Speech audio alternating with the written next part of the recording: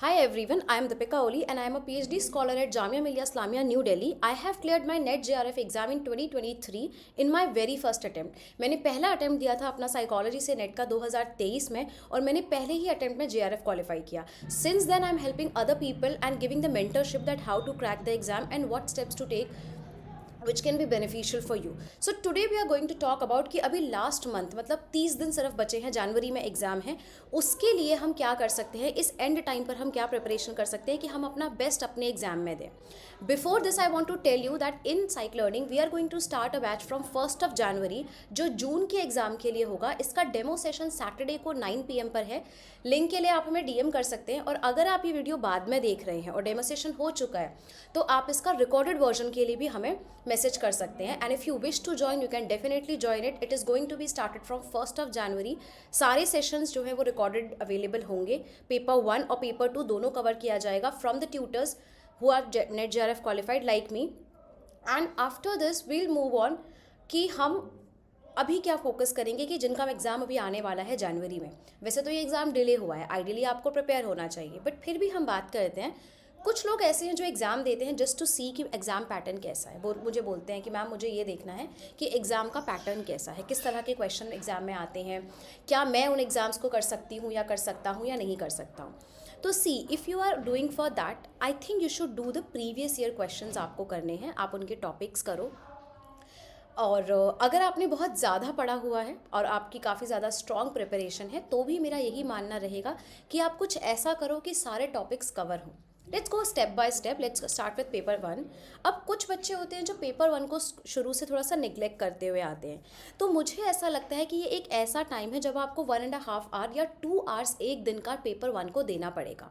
Paper 1 के लिए क्या कोई बुक या नोट्स नहीं पढ़ना है, सिर्फ लास्ट ईयर के क्वेश्चंस करने हैं. पेपर 1 के लिए PYQs play a very very important role, क्योंकि मैंने खुद ने वो किया है. हर यूनिट में नहीं पढ़ सकती, हर यूनिट में मैं अच्छी नहीं हो सकती. There are 10 units and it's totally okay to leave few units. But problem यहाँ पर ये है कि आप अगर प्रीवियस ईयर क्वेश्चन नहीं करोगे तो आप उस यूनिट को छू ही नहीं पाओगे, और ऐसा आपको नहीं करना है क्योंकि आपको पता है नेट में नेगेटिव मार्किंग तो है नहीं.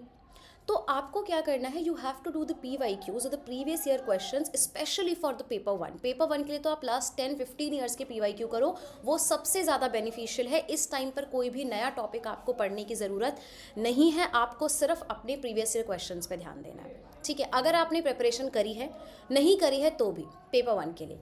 पेपर 2 के लिए मैं ये कहूँगी कि जिसकी प्रिपरेशन हो चुकी है वो लोग क्या करें कि जो नोट्स उनके बने हैं उन्हें रीड करने की कोशिश करें. क्वेश्चंस करें, बिल्कुल करें. क्वेश्चंस ऐसे करो कि एक दिन में एक पेपर करने की कोशिश करो, या 3-3 या 4-4 दिन छोड़ के आप कुछ पेपर करने का ट्राई करो, वो एक अलग चीज़ है. बट एक सजेशन ये रहेगा कि आप जो PDFs जिससे भी आप कोर्स ले रहे हो या जैसे भी पढ़ रहे हो या जो भी आपके हैंड रिटन नोट्स हैं उनको आपको ज़रूर पढ़ना है. मतलब ऐसा होना चाहिए कि लास्ट जो 30 डेज़ हैं उनमें आप उस टाइम पे आपके माइंड में हर एक चीज़ ऐसे बैठ जानी चाहिए. क्योंकि कई बार क्या होता है, हमने प्रिपरेशन के दौरान थोड़ा अर्ली कोई चीज़ पढ़ी होती है, वो एग्ज़ाम में आती है तो हम उसे ईज़िली रिकॉल नहीं कर पाते हैं. उसके लिए बहुत ज़रूरी है कि उसे रीसेंट हम पढ़ें.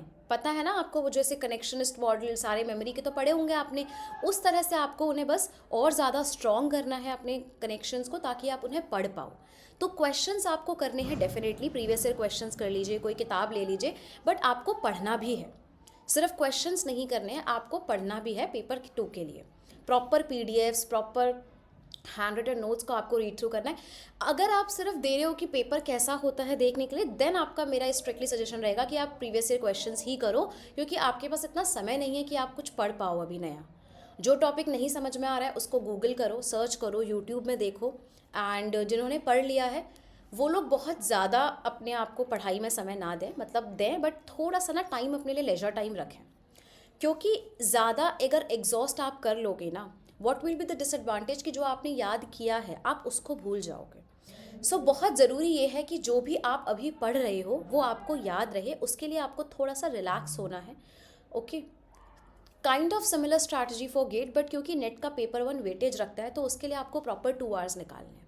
उसके बाद आपको पेपर 2 के लिए टाइम निकालना है. पेपर 1 में क्योंकि बहुत सारे यूनिट्स हैं. मैथ्स की प्रैक्टिस करो, मैं यही कहूँगी. मैथ्स के क्वेश्चंस न्यूमेरिकल्स करने की कोशिश करो, और थोड़ा सा ना अब जो लास्ट 20 डेज़ बचे हैं उसमें थोड़ा सा टाइम के हिसाब से करो। अगर आप पूरा, पैसे तो आपको पूरा पेपर करना चाहिए, बट अगर आप नहीं भी कर पा रहे हो तो आप ये सोचो कि मुझे इस 1 घंटे में I have to try like 100 questions to do. मुझे पता है 100 नहीं हो पाएंगे, बट ट्राई करो कि मेरे को कम से कम, क्योंकि बहुत मेजर प्रॉब्लम एग्ज़ाम के दौरान बच्चों की ये आती है कि मैम समय नहीं मिला या टाइम कम था। उस टाइम को मैनेज करने के लिए अभी से आपको प्रैक्टिस करनी है। तो अब आप ये सोचो कि मेरे पास पेपर है और मुझे क्वेश्चन करना है, और try to do it in a computer form. मतलब पेपर अगर आपके पास है ना, तो पेपर की हार्ड कॉपी प्रिंट मत करवाओ, स्क्रीन से पेपर सॉल्व करने की कोशिश करो। जैसे आपने सोचो कि okay these 100 questions I have to do in 1 hour, उन 100 क्वेश्चंस को आप फ़ोन में फ़ोन, टैबलेट या लैपटॉप जो भी आपके पास अवेलेबल है, स्क्रीन में देख के आप उसे करने की कोशिश करो, क्योंकि नेट का एग्ज़ाम ऐसे ही होता है। Okay, so you have to do it that way, क्योंकि लास्ट टाइम भी हुआ था but then they change it to the online mode. तो प्रैक्टिस वैसे करोगे तो ज़्यादा बेटर रहेगा अकॉर्डिंग टू मी। इसके अलावा प्रैक्टिस करो, पढ़ाई करो, जितना हो सके ब्रशअप करो, पैनिक नहीं करना है, और ये नहीं सोचना है that I have to do everything. That's not possible and that's not important. Not everything is important in the exam. Entrance exam है, चलता है, थोड़ा बहुत चीज़ें नहीं आती हैं तो, बट हाँ ऑब्वियसली ये नहीं कि तुम सारे ही छोड़ दो, ऐसा नहीं करना है। और व्हाट स्टैटिस्टिक्स से, स्टैट्स और रिसर्च, साइकोलॉजिकल टेस्टिंग हो, रीडिंग कॉम्प्रिहेंशन हो, डेटा इंटरप्रिटेशन हो, ओके, और स्टैटिस्टिक्स है, किसी भी चीज़ से डरना नहीं है। ओके, स्टैट्स बहुत इजी है। पर्सनली मैं बताऊँ, मेरे को ऐसा नहीं है कि मुझे मैथ्स में बहुत इंटरेस्ट है, बट मेरी स्टैटिस्टिक्स के सारे क्वेश्चन सही थे when I give the exam, मेरे डेटा इंटरप्रिटेशन के सारे क्वेश्चन सही थे।